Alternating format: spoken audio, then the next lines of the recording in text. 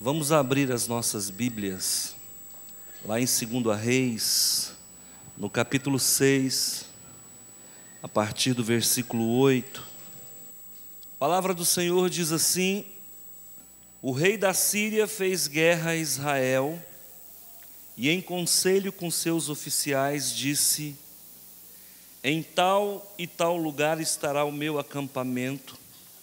Mas o homem de Deus mandou dizer ao rei de Israel: guarda-te de passares por tal lugar, porque os sírios estão descendo para ali.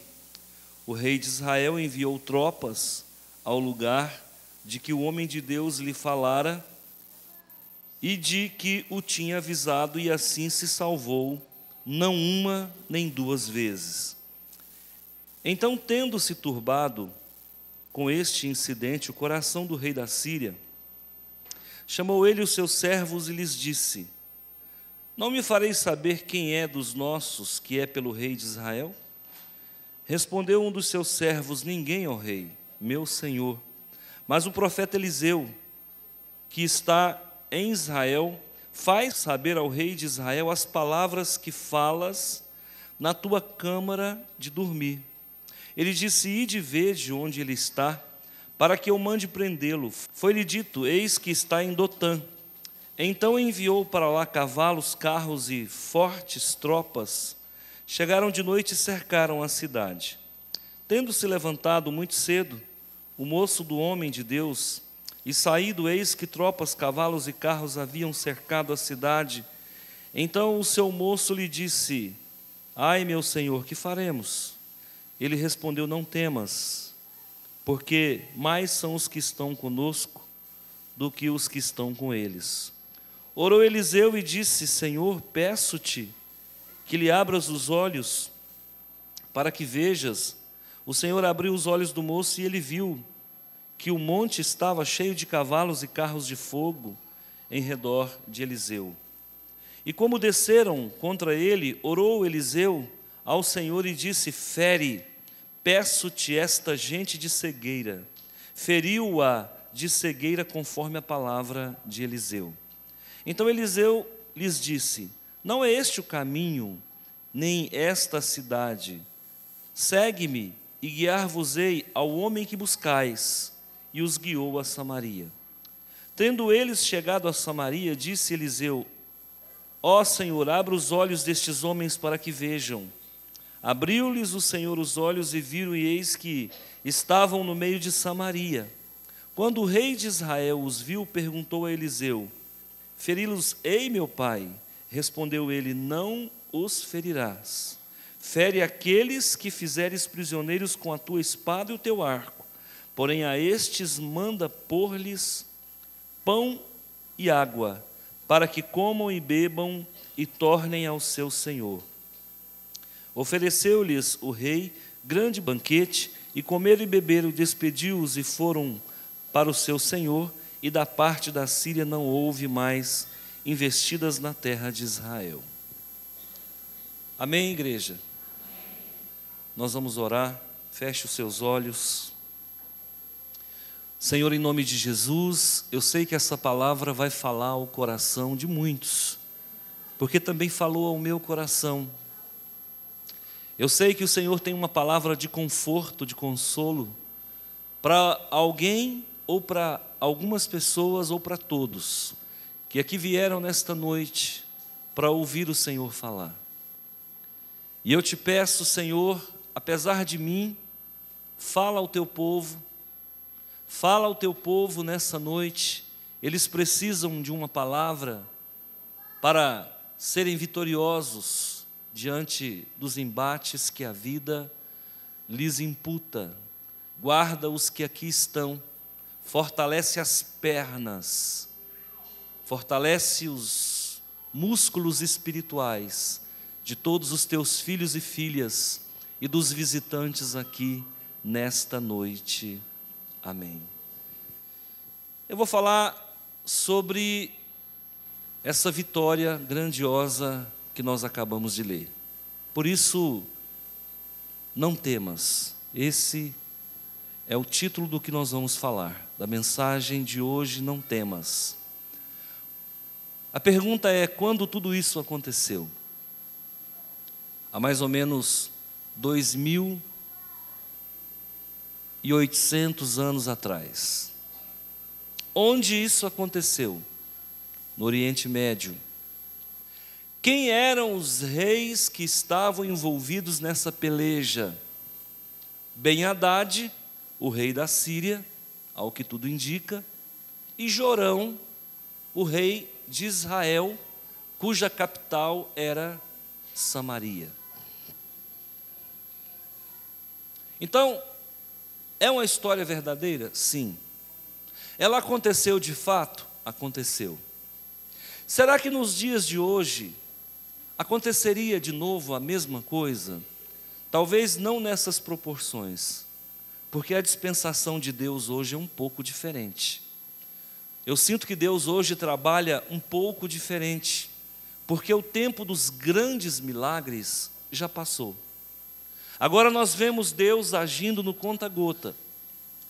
Nós vimos Deus agindo de uma forma velada, embora não esteja dormindo, porque a palavra dele diz que ele dá aos seus amados enquanto dormem. Nós dormimos, Deus não. O guarda de Israel não dorme, nem cochila. O guarda de Israel é quem nos guarda. Então ele não pode dormir. Ele é o sentinela, ele é o atalaia, ele é o intercessor mor, ele é o nosso Rei da Glória. O guarda de Israel ainda peleja por vós. Não temas. Esse é o título da nossa mensagem. O inimigo é grande? Grande. O inimigo é forte? Forte. Para você ter ideia quem é a Síria, é só você olhar para os dias de hoje. Tem 5 anos que a Síria sobrevive a uma guerra civil. Tem 5 anos que a Síria sobrevive a dezenas de facções, de milícias dentro do seu território. A Síria tem resistido às facções do Iraque, a Síria tem resistido às facções curdas, a Síria tem resistido às facções da Turquia. Por quê? Porque é e sempre foi um país de renome. Aqui não é diferente. É claro que quem está governando aqui não é Bashar al-Assad. Aqui quem está governando é um homem chamado Ben-Hadad. Tão mal quanto, talvez, o governante dos dias de hoje. E ele está irado. Por que ele está irado? Porque tudo que ele planejava, as ocultas, para atacar o rei de Israel, o profeta delatava. Não era uma delação premiada, mas era uma delação profética. O profeta ia lá e falava: ó meu rei, não passa por tal lugar que os soldados de Ben-Hadad fez uma cilada, uma emboscada, e se você passar por tal lugar com o seu exército, vocês serão dizimados. E a palavra de Deus diz que isso foi feito pelo profeta Eliseu, não uma, nem duas, nem 3 vezes. Constantemente, até o ponto do rei da Síria ficar muito irado. Eu, no lugar dele, também ficaria. Então ele chama os seus generais e fala: quem é o traidor? Se fosse numa linguagem prisional, quem é o X9? Ele queria saber quem estava denunciando os seus planos. Um dos soldados ou um dos militares que ali estavam disse: meu rei, ninguém entrega ao Senhor. Acontece que existe um profeta. Diga comigo: existe um profeta. Você crê que ainda existe profeta? Ele disse: existe um profeta em Israel. E tudo que o Senhor fala, ele revela para o rei. Se nós fôssemos para os muros do Espiritismo, Nós chamaríamos isso de clarividência, de vidência, de mediunidade de transporte. Mas no meio judaico-cristão, nós não usamos essa terminologia e simplesmente chamamos de profeta. Até aqui tudo bem? Eu vou fazer então uma explanação didática rápida para você entender como é que Deus trabalha. Inicialmente Deus trabalhou com o patriarcado. O patriarcado, ele durou aproximadamente 400, 500 anos. A começar por Abraão, terminando ali com José. Então o Senhor inicia uma nova fase didática de relacionamento com o seu povo, agora constituído como povo hebreu. Levanta um legislador chamado Moisés. Então começa uma fase de lei. Essa fase da lei, ela vai durar aproximadamente uns 500 anos, embora perdure até os dias atuais. Então Deus começa um ministério profético, uma fase profética. Dentro desse quadrado de profetas, nós temos vários expoentes, vários nomes. Eu tenho Eliseu, eu tenho Elias, eu tenho Samuel, eu tenho os profetas menores. Nós temos dois tipos de profetas dentro da fase profética: o profeta de palavra e o profeta de poder. Eliseu, ele era um profeta de poder. Elias era um profeta de poder. Samuel, um profeta de palavra, começando a adentrar nas profecias de poder, no ministério profético de poder. Quando encerra o ministério profético, se é que encerrou, a gente sabe que não encerrou, então vem a nova aliança, uma fase de palavra, que é o que nós estamos vivendo. Então hoje eu me sinto à vontade para invocar sobre esta mensagem o patriarcado, porque Abraão é nosso pai na fé, amém? Eu me sinto à vontade para invocar a legislação deixada por Moisés, onde ele disse: ame o seu próximo como a ti mesmo e a Deus sobre todas as coisas.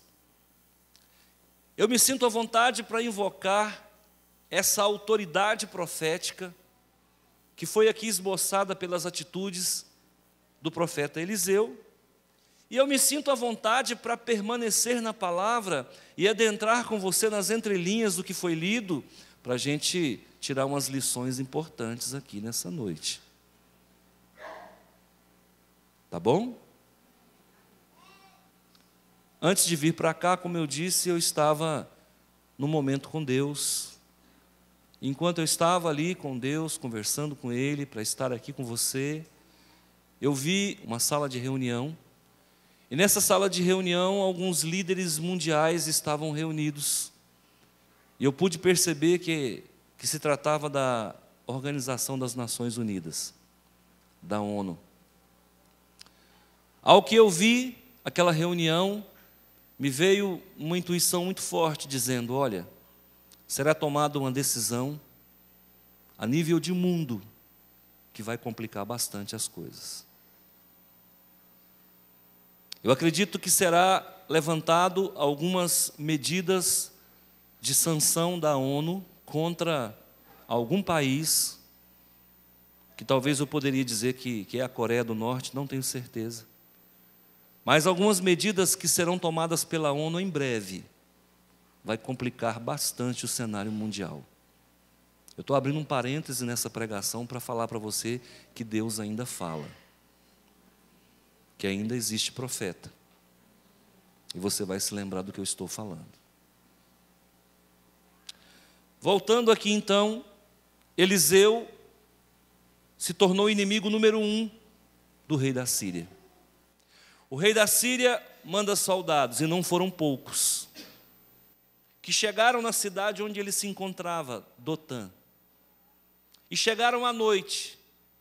Todo covarde chega para te atacar à noite. Põe isso no seu coração. O inimigo só ataca à noite. E o que significa isso? Significa que o inimigo vai te atacar sempre de uma forma onde você não vê e ele te vê. Segundo, ele vai te atacar sempre no momento em que você não estiver bem. Terceiro, ele vai atacar você quando você menos espera, ele vai dar o bote. E a Bíblia diz que as nossas armas, as armas da nossa milícia, não são carnais, elas são espirituais. E aqui nós estamos diante de um homem que tinha volume de oração, que tinha tempo investido na presença do Senhor, e a palavra de Deus nos ensina que Deus ama quem o ama e quem o busca em oração. A esse homem foi revelado não só que os soldados estavam ali, mas que também existia uma milícia de anjos fazendo cobertura naquela cidade. Eles chegaram à noite. Eu tenho certeza que os anjos de Deus já estavam ali. Quando o assistente do profeta levanta e abre a janela, ele se assusta. Estava coalhado de soldado sírio. E ele se desespera. Aí ele fala: Senhor, e agora? O profeta então diz para o rapaz, que ao que tudo indica é Geazi, que já estava leproso, porque havia metido o pé pelas mãos. E homem de Deus, ele fala a verdade, doa quem doer. Esse mesmo assistente dele, há tempos atrás, havia colocado a mão num dinheiro que não lhe pertencia. E quando a gente coloca a mão naquilo que não nos pertence, dá lepra. Não põe a mão naquilo que não te pertence. Deus está falando com alguém aqui. Não põe a mão naquilo que não te pertence, vai dar lepra na sua mão e no seu corpo. Pode ser uma lepra literal, eu acho que no tempo da graça é difícil, mas pode ser uma lepra espiritual, onde tudo que você fizer não vai dar certo. E tem muita gente passando dificuldade financeira porque colocou a mão naquilo que não lhe pertencia. Tem muita gente passando dificuldade financeira porque explorou o seu funcionário. Pague bem o seu funcionário. Se você quer prosperar, não ponha a mão naquilo que não te pertence. Geazi havia colocado a mão no dinheiro que não lhe pertencia.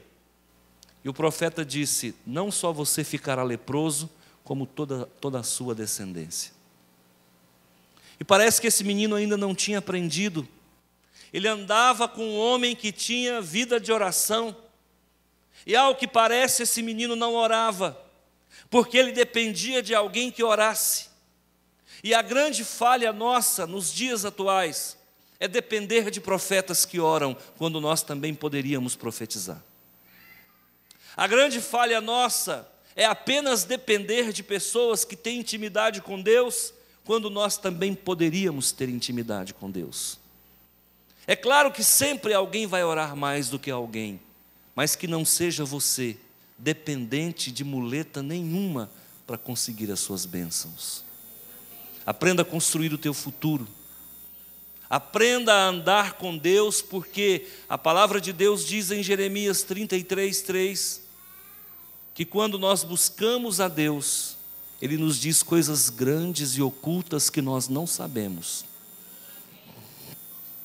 Então o profeta olha para o menino e fala: Senhor meu Deus, abre os olhos desse rapaz. Ele precisa ver o mundo espiritual. O que tem de pessoas, irmãos, que não conseguem enxergar nada no mundo espiritual. E às vezes, sabe por que a gente não enxerga nada no mundo espiritual? Porque a gente não adentra a ele. Porque o mundo espiritual, o lugar para onde vamos após a morte, ele é totalmente desconhecido nosso e do nosso pouco interesse.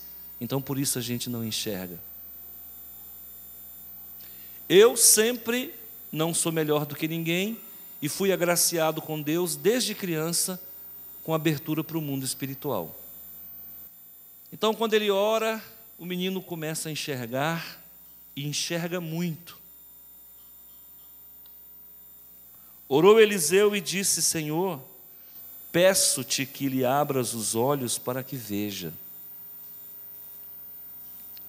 O Senhor abriu os olhos do moço, e ele viu que o monte estava cheio de cavalos e carros de fogo ao redor de quem?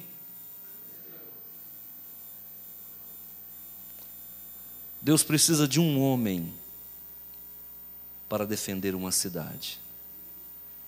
Deus precisa de um homem para defender um país. Você sabe por que Napoleão Bonaparte não conseguiu entrar na Inglaterra? Era inimigo número 1 da Inglaterra. Vocês sabem que Napoleão Bonaparte foi um dos maiores guerreiros, junto com os czares da Rússia, junto com os Césares de Roma. Napoleão Bonaparte estava devastando o resto do mundo. E o Brasil saiu da condição de colônia portuguesa e entrou na fase de império, porque a família real de Portugal, a família de Dom João VI, teve que fugir às pressas para o Brasil, porque Napoleão Bonaparte mandou um aviso para o rei de Portugal: arreda, porque eu vou passar por cima. E se vocês continuarem em Portugal, apoiando isso em 1808, se vocês continuarem apoiando a Inglaterra, nós vamos destruir Portugal. A Espanha já tinha entregado o ouro. A Espanha já tinha se vendido para Napoleão Bonaparte. Faltava Portugal, e a rota de colisão com a Inglaterra passava por dentro do território de Portugal.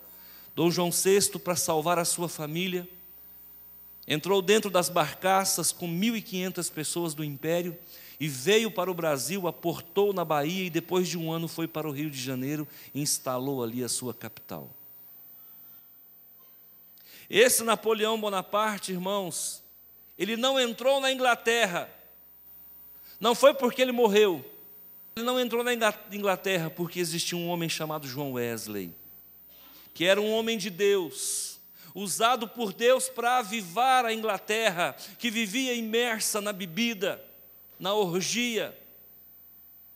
A história conta que a Inglaterra estava tão decadente, que certa feita, uma carroça de carro de boi, carregando tonéis de vinho, quebrou uma das rodas, e um dos tonéis de vinho caiu na beira da calçada, como se existisse um meio-fio, e começou a fazer uma enxurrada de vinho com lama e com terra.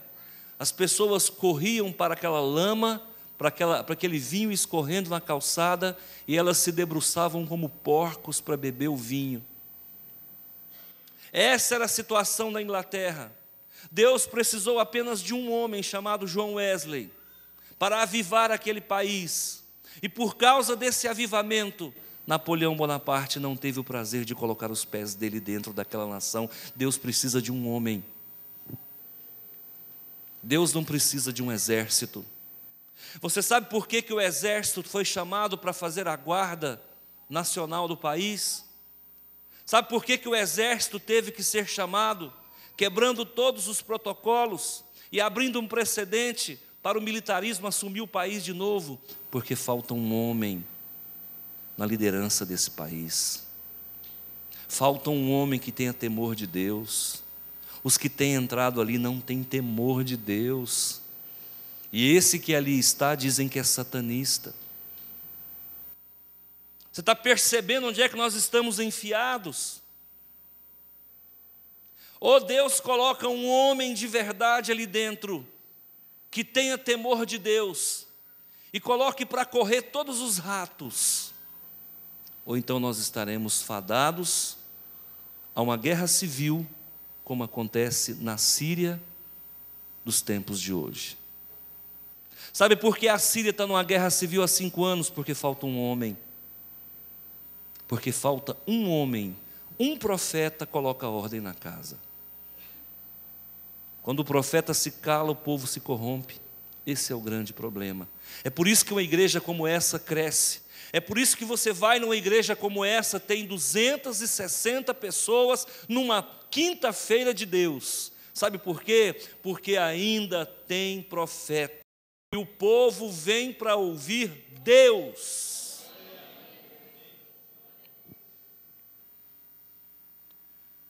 Agora, você sabe o que é um exército? Eu não sei quantas legiões tinham aqui. Eu não sei se tinha uma legião de soldados. Eu não sei se tinha duas.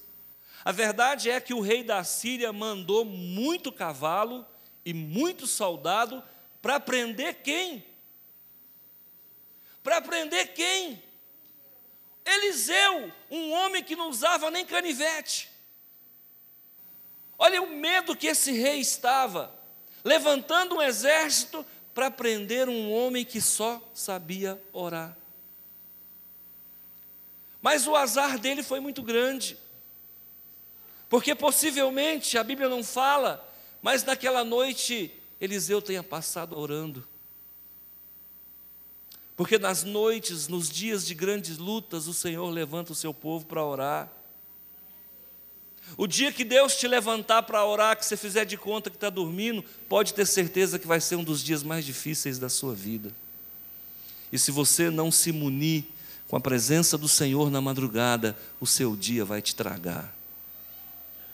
Você não vai dar conta dele, porque ninguém ganha batalha nenhuma sem o grandioso Deus. Nós precisamos dele. Quando Eliseu então foi abordado pelos soldados, possivelmente ele saiu da casa, e os soldados, possivelmente o porta-voz do exército, disse: o senhor está preso. Mas Eliseu então faz uma oração, e eu não sei que magia é essa, eu não aprendi ainda a fazer essa oração, que eu queria cegar muita gente também, vontade de cegar uma meia dúzia aí, mas não aprendi essa oração, a Bíblia não deixou escrita para mim fazer ela. Então ele faz a oração e naquele momento, os anjos de Deus cegam os soldados do rei da Síria. Irmão, você já guiou um cego? Quem é que já guiou? Quem é que já teve o privilégio de guiar um cego aqui? Levanta a mão. É devagar, é devagar, é devagar, devagarinho. É ou não é? Agora, imagine você guiando, porque eu acho que nessa hora até os cavalos ficaram cegos. Imagina você guiando 2.000, 3.000 cegos. Eu penso que essa caminhada não foi um cortejo fúnebre, eu acho que andaria mais rápido. Porque se o defunto cair, não machuca, se o cego cair, machuca. E eu não sei se esse cego foi em cima do cavalo, porque se o cavalo está cego também é melhor deixar o cavalo. Ou se eles foram a pé, não sei como que foi. Então aí o que acontece? Eliseu pega, eu não sei qual que é o coletivo de cego. Então pega aquela cambada de soldado para levar até o rei que se encontrava em Dotã, certo? Em Samaria. Esses caras aqui não andaram menos de 20 quilômetros, não. Um cego andar 20 quilômetros, meu amigo. Primeiro que essa viagem deve ter começado muito cedo. O sol estava raiando e já foram feridos de cegueira. Aí você vai entendendo por que quando chega na presença do rei, o rei queria o quê? O rei de Israel queria fazer o que com os soldados cegos? Matar, mas matar quem está com fome é muito fácil, irmão. Matar um faminto é muito fácil. Ao que parece, esse povo viajou o dia inteiro. O que o profeta fez? Deixa para matar aquele que você capturar. O que eu capturo é para dar comida e água. O rei então quebra o protocolo, os soldados do rei guardam a espada e vamos fazer arroz com feijão e dá para esse povo. Eu penso que se tivesse um gaiteiro, tinha terminado com dança. Se tivesse uma sanfona, 120 baixo, tinha terminado um forró bodó danado. Essa história nos ensina muito, irmãos. Primeiro, o que fez o menino leproso enxergar o mundo espiritual? Oração. Oração. O que fez soldados todos ficarem cegos? O que faz um homem ganhar uma batalha? E por que você está sofrendo? E às vezes não falta. Sabia? Às vezes não falta. Porque eu, desde criança, eu orava. Santo anjo do Senhor, meu zeloso guardador. Quem já fez essa oração? Eu orava. Ave Maria, salve rainha, credo, o credo. O povo me disse quando eu era criança que se eu orasse a Ave Maria todo dia, eu descobriria o dia que eu ia morrer. Eu queria saber o dia que eu ia morrer. E eu orava todo dia para mim descobrir o dia da minha morte. E me falaram que se eu aprendesse a orar o credo de trás para frente, eu ficaria invisível. E eu doidinho para me tornar um fantasminha camarada. Comecei a tentar aprender a orar de trás para frente. Então, orar, a gente ora, gente. O problema é que a gente ora do jeito errado, para a pessoa errada, o tanto errado e com a motivação errada. Orando para descobrir o dia que vai morrer. Orando para a pessoa errada. Orando de trás para frente. Isso é coisa de demônio, irmão. Então, vamos aprender a orar. Diga o que você precisa. Pai, eu preciso ver o mundo espiritual para saber como agir. Pai, eu preciso que o Senhor cegue os meus inimigos para que eles não me encontrem. Pastor, mas isso é macumba gospel, não é não, irmão? Isso não é macumba gospel, não. Porque você vai perceber que o profeta pede para eles ficarem cegos, mas não foi para rir deles. O profeta pede para eles ficarem cegos, não foi para derramar o sangue deles. O profeta pede para eles ficarem cegos, foi para mostrar a glória de Deus. Às vezes Deus quer te dar a vitória no lugar que você está. Vou mudar de Rio Verde, vou embora, vou sair de Rio. Mas Deus quer te honrar aqui. Porque foi aqui que você passou vergonha. Foi aqui que você foi perseguido. Foi aqui que você perdeu a sua casa.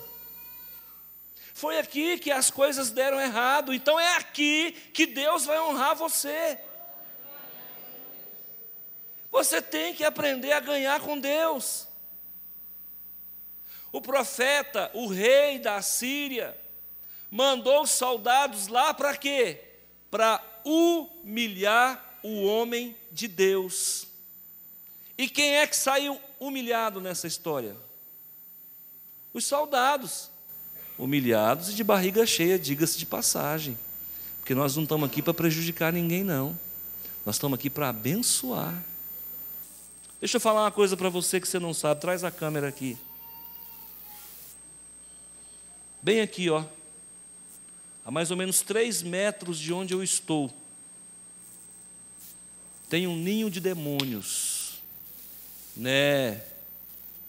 Estou falando para vocês que tem coisas que eu vejo que às vezes é melhor ficar calado. Tem um ninho de demônios. Tem mais ou menos uns 6 demônios, bem ali, ó. Dentro de uma choupana no mundo espiritual. Bem aqui, a 3 metros dessa parede para lá. A semana retrasada eu entrei dentro dessa choupana. É um casebre no mundo espiritual, isso não está aqui, você não vai ver. É um casebre no mundo espiritual, onde está cheio, eu não tenho certeza, mas mais ou menos uns 6 demônios eu vi lá dentro. Todos eles demônios ligados à droga. Existe um trono, um principado, a 3 metros daqui aproximadamente, um trono de demônios. Eu não vou terminar o meu raciocínio, porque está gravando, a não ser que você corta.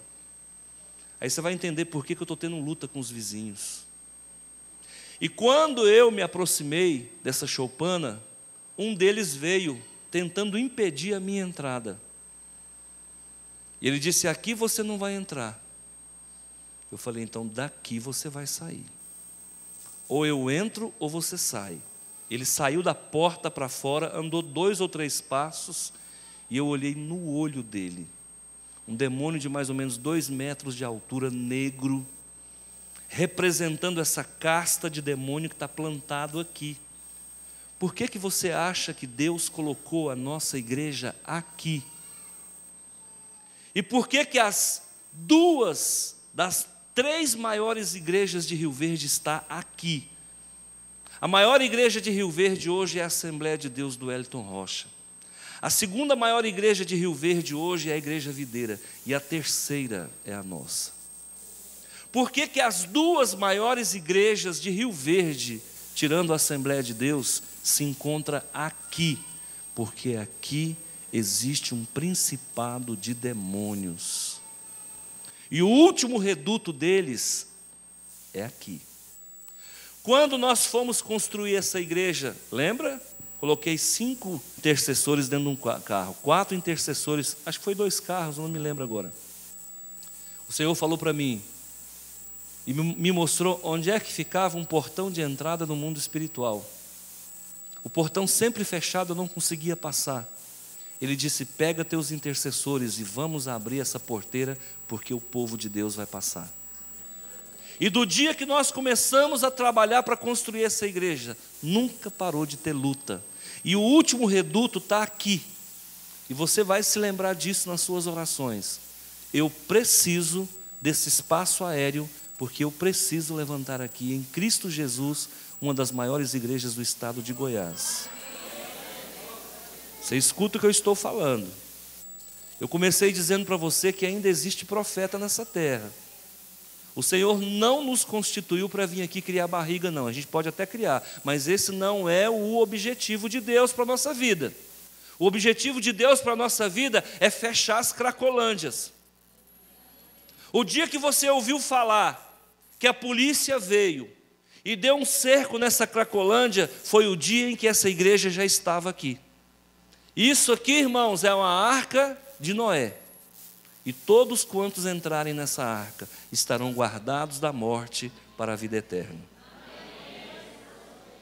Igreja nenhuma cresce como essa cresce sem poder de mídia. Aqui não tem canal de televisão. E aqui a gente não fica vendendo lencinho ungido e sal do Mar Morto, não. Aqui é palavra da hora que entra, a hora que sai, e você está na Bíblia e você sai daqui respaldado. Quem é de Deus fica, permanece e é abençoado. E se você não enxerga o mundo espiritual, fica tranquilo que Deus tem aberto os nossos olhos aqui. Você ouviu hoje 2 coisas que você não tinha ouvido nessa igreja. Primeiro, as Nações Unidas vai tomar uma decisão importante, que não é uma decisão que vai ajudar, eu acho que vai atrapalhar a paz mundial. Segundo, existe um trono de Satanás aqui ao lado, com pelo menos 6 demônios dentro de um casebre, tentando impedir o crescimento dessa igreja. Esse lote que está aqui do lado, nós havíamos comprado ele, vocês sabiam disso? Nós havíamos comprado ele por 110 mil. Quando fomos fechar o negócio, passar a escritura, bater o contrato, o dono do lote morreu. Coincidência, hein? Mas tinha que morrer antes de fazer o pagamento? Você não percebe que tem alguma coisa? Como é que está a tua vida? O que está dando errado? O Senhor me fala de situações financeiras bem caóticas aqui. O que está dando errado? Por que está dando errado?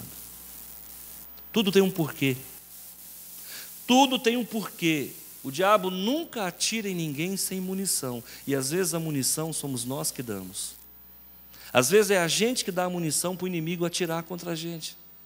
Não se engane, existem situações na sua vida que elas vão desandar por conta do que nós falamos, por conta do que nós pensamos, por conta do que nós fazemos. Então é hora de mudar isso aí. Faz um concerto com Deus hoje. No que está pegando? Pastor, está pegando no emocional. Então vamos tratar esse emocional. Existe um ditado oriental que diz: mente sã, corpo são. Se não é 100% bíblico, é pelo menos agradável de se ouvir. Cura a tua alma, que o teu corpo estará curado. E como é que eu curo a minha alma? Alimenta-te da verdade. A verdade é cura para os olhos, é cura para a alma. Sabe qual que é o grande problema do consumidor? Ele não conhece seus direitos. Sabe qual que é o grande problema do crente? Não conhece a palavra de Deus. Sabe qual que é o grande defeito do crente? Não tem tempo para falar com Deus. Sabe qual que é o grande problema do crente? Tem tentado fazer da igreja um shopping. Isso aqui não é um shopping não, irmão, que você vem, pega a mercadoria, paga e vai embora. Aqui você constrói a sua felicidade. Aqui você constrói o seu futuro. É dia após dia. Cada dia que você vir aqui, nós vamos tirar uma lasca. Cada dia que você vir aqui, o podão come de cima para baixo. Daqui a pouco você está fininho. Você está fininho, esbelto, igual eu na presença do Senhor. Olha que esbeldade. É, irmãos, é verdade. O nosso futuro somos nós que criamos. A gente vive de mau humor, de mal com a vida. A gente vive insatisfeito. Cada dia Deus tem que fazer um paralítico andar, senão sua fé não funciona. Ah, hoje não senti arrepio nenhum. Vai embora para casa sem arrepio e sem a bênção. Porque o nosso Deus não é o palhaço que tem que fazer palhaçada para as pessoas sorrirem. Nosso Deus é um Deus que fala a verdade e doa quem doer. Funciona assim. Não é todo dia que vai chover não, irmão. Mas mesmo que não chova, ainda assim Deus é Deus. Você precisa confiar nele. Você precisa se relacionar com ele. Você já falou com ele hoje? Porque se você não falou com ele hoje, ele está falando com você agora. E ele está dizendo para você: olha, o teu problema é meu. E quem vai ferir de cegueira o teu inimigo sou eu. E aquela pessoa que te prejudicou, você vai encher a barriga dele. As pessoas que te ferem, você não mata não, dá comida. Um primo meu me contou uma história que aconteceu há 20 e tantos anos atrás. Um cidadão chegou na fazenda onde ele trabalhava. Ele e a esposa dele cozinhava para 200 pessoas. E esse cara, não sei por que motivo, ficou muito bravo. E foi na fazenda para brigar. Chegou lá, já chegou com um facão na cintura. Quando o rapaz chegou lá, estava na hora do almoço. História parecida com essa aqui. Chegou lá e falou: ah, porque eu vim aqui matar, fritar, picar, colocar na mala. Ele falou: espera um pouquinho, você está com fome, entra aqui. Chamou o menino, tinha um frango frito, uma banana frita, uma batatinha frita. E antes de fritar o almoço, ele deu almoço para o moço. E o moço ficou satisfeito, foi embora, perguntou que dia que ia ter outro almoço daquele. Verdade, irmãos, nós temos que aprender a ganhar. E muitas vezes para ganhar tem que perder. No país em que nós vivemos, todo mundo tem que levar vantagem. Negativo, às vezes a gente tem que perder. Ontem a irmã falando comigo, falou: pastor, depois que nós começamos a orar com a irmã, as coisas pioraram. Eu falei: ótimo. É porque mexeu na caixa de abelha. Às vezes tem que piorar para melhorar. Depois que eu virei crente, parece que piorou. Graças a Deus. Graças a Deus. Às vezes a vontade que a gente tem é deixar a feridinha quietinha, criando casca. Mas você vai no médico, o médico mete o bisturi, joga pus para tudo quanto é lado. Você olha, dá branqueira, desmaia, vai para a UTI, quando você sai curado. Pronto, acabou. Funciona assim. Você vem para cá, irmão, escuta uma palavra dessa: fui lá para apanhar misericórdia. Você veio aqui para Deus tirar todo o mal, tirar tudo aquilo que atrapalha a sua vitória, a sua felicidade, a sua alegria. Então você vai caminhando com Deus e Deus vai operando na sua vida. Pede a Deus para te mostrar um pouquinho mais de coisas. Senhor, não deixa eu ficar tão cego não, me faz enxergar para que eu possa tomar a decisão correta. As pessoas que têm te ofendido, que eu sei que tem, não entra em confronto não. Tem gente que é dono de colocar o nome da gente na internet. Eu tive uma pessoa que me perseguiu durante muito tempo nessa igreja, já saiu daqui, e a vida dessa pessoa era falar mal de mim na internet. Não entra nisso, irmão, deixa falar o que quiser, deixa falar o que quiser. O mesmo que escreveu no Facebook contra você, é o mesmo que vai apagar o seu nome. Não entra nesses confrontos não, não desça a esse nível. Tem um ditado do mundo que diz que quanto mais a gente abaixa, mais mostra e deixa para lá. Não entra nisso, se coloca em condições superior. Não bata a boca com esse tipo de gente, deixa falar. Falar não arranca pedaço. Como dizia o poeta, falem bem ou mal, mas falem de mim. Amém? Eu deixo essa palavra para você. Deus está dando vitória para alguém, com certeza na área financeira, na área relacional, com certeza na área espiritual. Tá bom? Feche os seus olhos, eu vou orar com você.